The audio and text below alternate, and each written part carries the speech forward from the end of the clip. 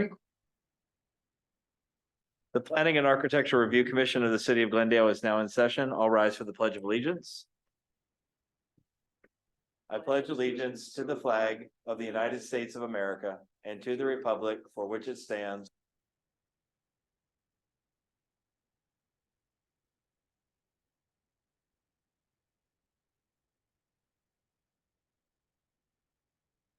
Roll call.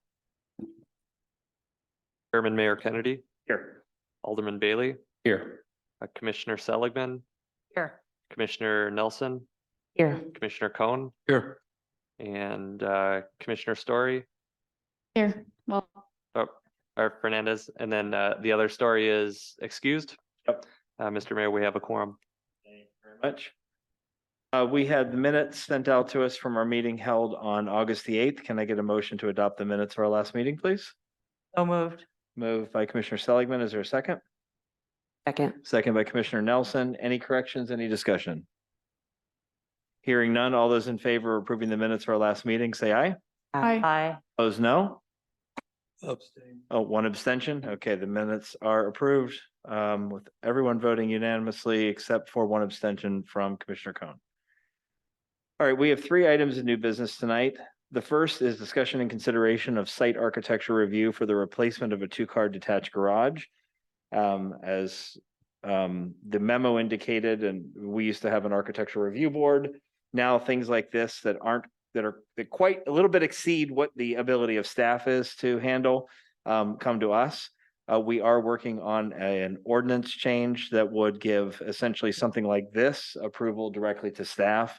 I mean, it's replacement of a 2-car garage with another 2-car garage on the exact same slab, the same entrance, same configuration. But because we don't have that new ordinance in place, it does require it to come before us. So, Mr. Fellows, is there anything you wanted to add to what was in your memo? Covered everything except the current garage has a hipped roof and this one's gonna have a gable roof, but otherwise it's pretty much the same location and the same garage. So. But it still fits within the standards of the city. It does, yep. Okay. It's fine. It has a access door on the side, some window on the side. And it's not one of the ones, it's not an oversized or something that would require Nope. any sort of variance. Nope, it's a pretty standard sized garage. All the setbacks meet the requirements, which we have pretty small setbacks of 18 inches. So you can squeeze a garage in most places. Are there any questions from any members of the commission? Commissioner Bailey, or sorry, Alderman Bailey? Just one question. I couldn't tell from the existing photos, but it does not look like in the site plans, there's a light next to the door. Is that something that, sorry, I'm bringing up my architectural review background. Is that something that It would be covered under the. good deal? All right. Any other questions? All right, we do have a recommendation from staff to approve. Can I get a motion to approve, please? So moved. Moved by Commissioner Cohn. Is there a second? Second. Second by Commissioner Nelson. Any further discussion? All right, all those in favor of approving the replacement garage at 714 West Montclair, please say aye. Aye. Opposed, no. Motion carries. Next item is discussion and consideration of a business use for EYM Pizza of Wisconsin, doing business as Pizza Hut at 5322 North Port Washington Road. I do believe that's not a B3 Silver Spring Drive commercial district. I think that's a B3 Port Washington Road district. I did notice that. Sorry, I read my agenda about 4 hours ago. So Yeah, that was a typo on our part. okay, so this would be for the Port Washington Road commercial district. Okay. Mr. Fellows, tell us about your recommendation. Sure. Staff's recommending approval of this particular business use approval. Essentially, they're going into a vacant space in the shopping center there on Port Washington Road. It will be a Pizza Hut, which is essentially this particular one is essentially a walk-in order, pick up the pizza, leave. It does not have a extensive dining service or anything like that. There's a few chairs for like waiting for your pizza. Okay. And the signage was just going to be individual signage just right on their particular spot on the building? Correct. Yep. Okay. This is quite the change from when they used to have the freestanding Pizza Hut a few blocks up the street. So, all right, I'll open it up to questions from members of the commission. They're opening. The Business Journal had an article about this one here in Glendale and mentioned that I think they're opening up 2 other ones in the region that are of a similar format. Do we have anyone representing Pizza Hut? I see we have several participants who are on the Zoom. If you're representing Pizza Hut, you're welcome to unmute and state your name. Oh, Kelly's Barnabas. Okay. All right, well, we don't have any questions for them anyway. I just was going to give them an opportunity if they had anything extra they wanted to add. Commissioner Cohn? One question of staff. If a restaurant is sit down, does it need a separate license versus carry out? There isn't a specific, from a zoning perspective, no, and I don't think we don't have a business license that regulates takeout or that type of thing that's under the clerk's area that I'm. And as far as I'm aware, they're not doing any alcohol or anything like that. So that's usually the other kind of license that a restaurant might have would be an alcohol or a beer and wine license. But I'm not aware.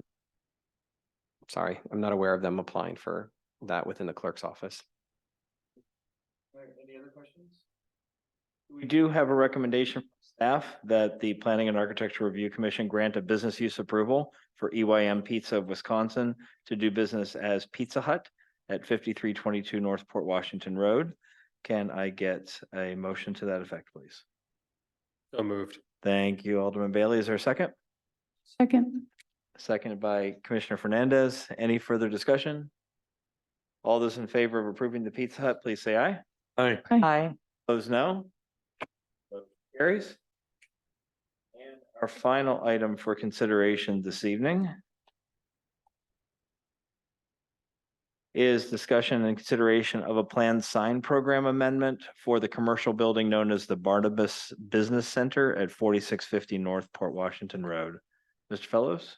Mr. Smith, would you want to walk through through this? Mr. Smith, sorry. You want to put him up on Sure. the screen? Yeah, could you please put it up on the screen? And so this is an older plan sign program that's been around since at least 2012. It's been updated at least twice, and essentially a previous plan commission, I would say, did not follow the spirit of what a plan sign program ordinance is supposed to be. And so it's just sort of the existing signage as it is. And so I've worked with Kelly and the management of Barnabas to encourage them to develop a proper plan sign program, but in the short term, they're just trying to make sure that their tenant can get signage. And so essentially this continues the pattern of the existing sign program where the owner is essentially asking for what the tenant wants, and then and it's just an add-on to what has previously been approved by this body. Okay, so basically there's just a big monument sign outside that has the individual businesses on it. And so what diverges here from that? So the plan sign program in essence is supposed to provide flexibility but uniformity at the same time. And so this doesn't really, it doesn't establish any criteria. It's just saying this is what our tenant's signage, this is the signage that's going to be on our site. The idea of a planned sign program is they come up with some standards that are going to govern the campus or the shopping mall or that kind of thing. And then the individual signs can be approved by staff. So you guys approve the general concept of how the signage will look on the campus or the property, and then staff would approve it. So it's similar to the shopping mall over by the Metro Market. You don't see the signs for all those little small tenant spaces, but you adopted a master sign program that says kind of governs all those, so we can get a permit turned around quickly and the business can get that. In this instance, like Ken said, it's kind of like piece by piece. So literally it's actually what Ken tried to explain to the ownership over at Barnabas is it's actually making it more onerous and time consuming for each tenant, because it's just the tenant wants this and we're just tacking on another sign. So when somebody comes in 2 years, we won't have anything at a staff level to approval. We'll be coming back to you again. So hopefully we'll be able to get them to get something approved that will make it more efficient. But at this point, we're just kind of, So we do have an adopted plan sign program for the property. And they Yeah. want to amend it to add on this one for this particular company. correct. And what they've been doing is every time there's a company that wants something and each sign's different, it gets just tacked on and another sign. So it's not really a master sign program. You're just kind of like approving every tenant sign on the property. Okay. I believe the plan commission that originally approved the plan sign program, no one on the current plan commission was a part of that. I mean, it predates my time as mayor. I've been mayor for 8.5 years, so. No, I guess the question is, so for example, you brought up the Metro Market property. What is that? Glendale Market is what that particular shopping center is called. So all the signs there have essentially the same font and same sizing and everything. So if Stone Creek were to leave and Collectiva were to come in there, Stone Creek words would come down, Collectiva would go up, but it would be essentially the same sort of lit sign that is there currently. Correct. And they're all uniform all the way around the property? Some way, correct. Yeah. So some may say, some master sign programs may say all the signage has to be red. Others may say, well, they all have to be of certain size font, but they can have any color they want, but it gives some parameters that kind of check some boxes and we can then get that permit out the door, so to speak. Have you, either one of you, worked with them to look at, for example, some major office buildings in the region that have essentially uniformity of their signs so that they could work to adopt a program that might be modeled after one that's you already find somewhere? Like, for example, Park Plaza on West Good Hope Road. I actually had a meeting there a couple weeks ago and I noticed that like all the signs in the building are very uniform. They all have these plaques next to the wall, next to, when you walk into an office, they may have something on their wall inside that has a logo or something, but everything outside looks very uniform. Is that what you're asking them to do essentially for the Barnabas building? Is some sort of uniformity in all the signage? Yes, and I've shared at least one sample plan sign program with them, if not more. Okay. All right, so tonight it's for us to approve this one tenant sign, but you're giving us essentially a heads up that they're going to come back with a plan sign program. Correct. Bridging them. Yeah. Right, Commissioner Sil- The question I have is also about the idea of the plan sign program, which I'm still struggling to get my head around. Does that also govern the location of the signage? Because I understand from the documents submitted that there's a couple locations where there is signage on this property, and this particular additional sign looks like it's going to be just stuck on the building rather than attached in some place where the other signs are. Yeah, so the existing sign program, correct me if I'm wrong, Ken, they originally came in and they got some monument signs out front that say Barnabas Center. And then at some point, there's a freestanding building sort of at the back of the building that's, I think there's a car club or something in it that has some unique signage. They kind of just tack those signs on. And so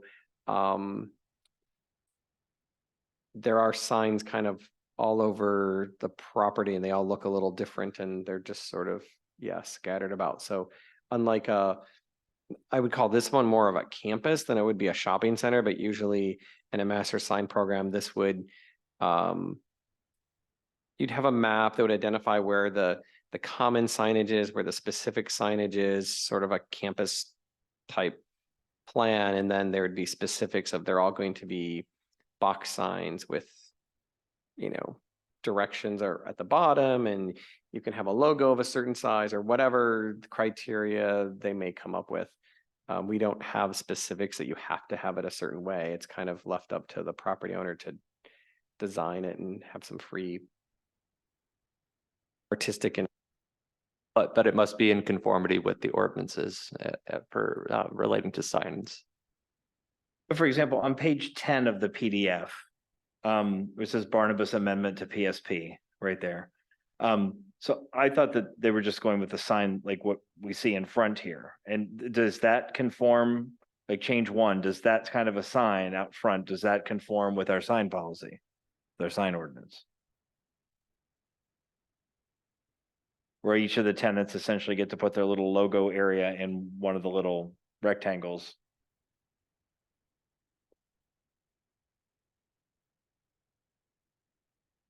At first glance, I would have to do further digging. At first glance, it appears as if it does, but that amendment was already approved in either 2015 or 2019.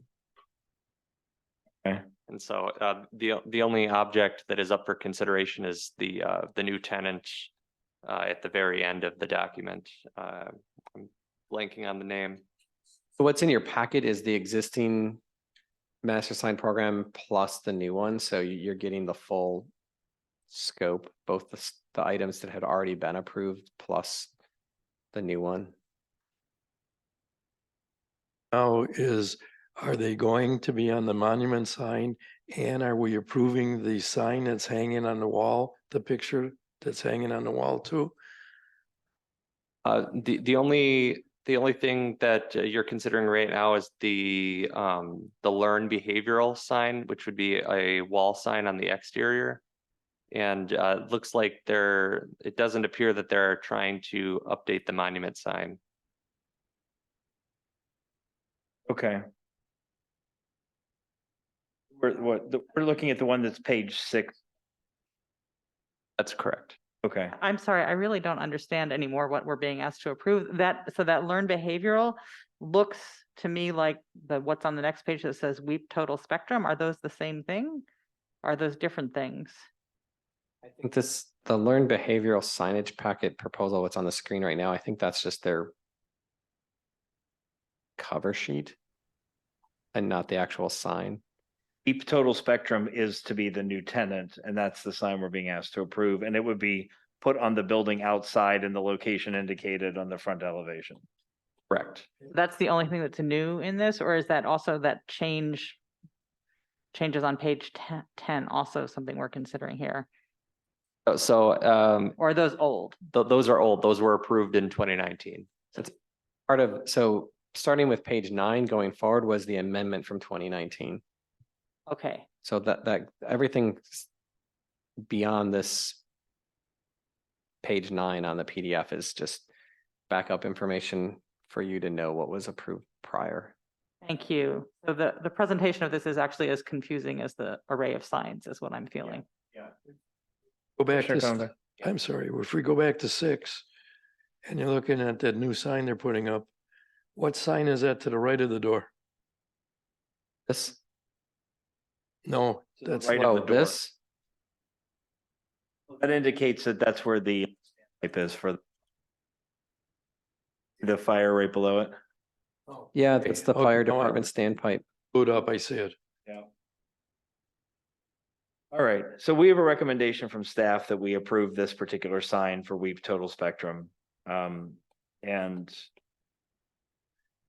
I guess what's gonna go on the outside of the building as well as what's gonna go on their door inside. So can we get a motion to approve that? So moved. Thank you. Moved by Commissioner Fernandez, is there a second? Second. Okay. Seconded by Commissioner Nelson. All right, so we're approving it tonight. We have before us a motion to approve this particular signage for WEEP Total Spectrum. And then staff will continue to work with them on some sort of uniformity to their sign program going forward. So yeah, I thought what was approved in 2019, which I actually was around for when this amendment was done. And actually, I think you were on the plan commission at that point too. I thought we had adopted some sort of uniformity. So I guess I'm a little surprised by like why they don't just get one on that monument sign on the front that, you know, that shows all the tenants, and then, you know, something inside adjacent to their door indicating who they are. I guess I'm a little confused as to do any other tenants diverge from what was approved in 2019? Anybody else have signs on the outside of the building like that? Yeah, there's.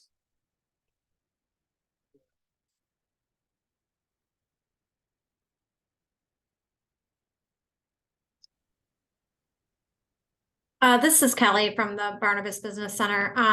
Some do, the Montessori School, the First Weber, Flips for All also has some outdoor signage like that. I was talking with Kenneth about the property and the signage, and I obviously the signage needs to be revamped.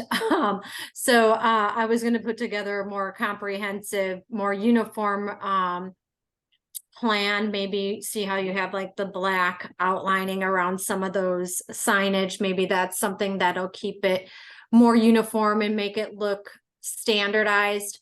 But at this time, just for the WEEP program, to get them some kind of location, we felt it was necessary. Also, they're located in the back of the building, so putting the signage in the front of the building is definitely helpful because you're on the right campus, but you're totally in the wrong area because their space is back here. You see where all the cars are, it's kind of in that area. So you know, having that signage for them in the front of the building off of Port Washington Road would be great, but I mean, we also need to have them labeled in the back as well where their entrance is. Okay. Thank you. Appreciate that. Any additional questions or comments from members of the commission? Commissioner Cohen? So if we give them the permission to put this sign up and they do another sign program, what timetable are we asking them to do a new program?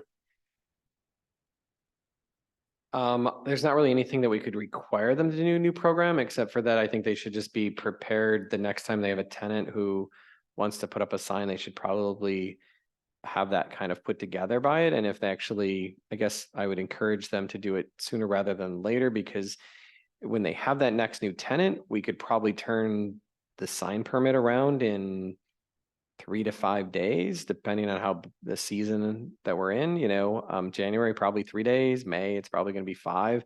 So they can get that permit much quicker rather than having to wait 45 or 30 days to come before you. In terms of the signs that are already there, I would kind of say those are, if they come up with a new master sign program that has all signs with a black border, blah, blah, blah, then anything that's up there would just stay until a new tenant would to come up, and you'd eventually, you know, signs would just change over time. Yes, I'm confused at her comment that business is back, but the sign is going to be on the front of the building. No, I think what she was saying was if they put the sign on the front, that would be really nice, but they really don't need the sign in the front. The sign's actually in the back. I think it's, I think it's somewhere right. There's a couple doors on the back of the building, so that's where the sign is. So you will not see this sign that you guys were approving anywhere from Port Washington Road. It's only going to be visible from the rear parking lot.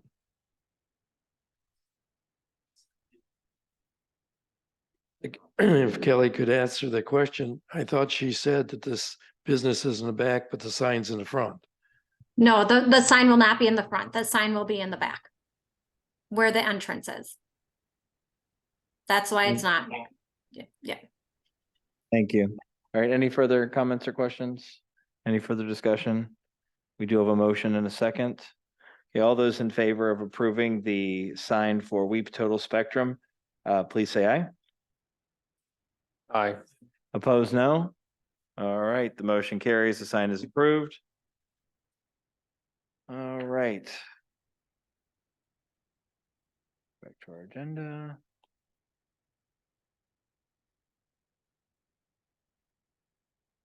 Concludes all of our new business for tonight. Our next meeting will be on Tuesday, October the 3rd at 6 p.m. And I would entertain a motion to adjourn. So moved. Moved by Commissioner Cohen. Is there a second? Second. Second by Alderman Bailey. All those in favor of adjourning, aye. Aye. Opposed, no? Motion carries. We are adjourned.